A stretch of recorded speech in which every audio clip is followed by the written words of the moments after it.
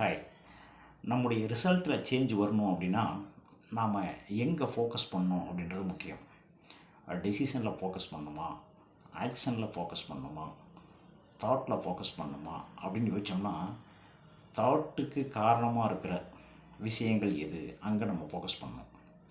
ஒரு தாட்ஸ் எதை பேஸ் பண்ணி கிரியேட் ஆகுது அப்படின்னு பார்த்திங்கன்னா, நாம் பார்க்குற விஷயங்கள், சிந்திக்கிற விஷயங்கள், நாம் இருக்கிற சூழ்நிலைகள், நாம் பார்க்குற மனிதர்கள், இடங்கள்.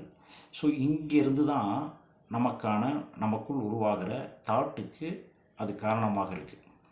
அப்போ ரிசல்ட்டில் சேஞ்ச் வரணும் அப்படின்னா டெசிஷனை விட, ஆக்ஷனை விட நாம் எங்கே இருக்கிறோம், வேர் வி ஆர், நாம் எந்த இடத்தில் இருக்கிறோம் என்ற விஷயத்தில் கவனம் செலுத்தும்போது நம்முடைய டெசிஷனில் சேஞ்ச் வரும்.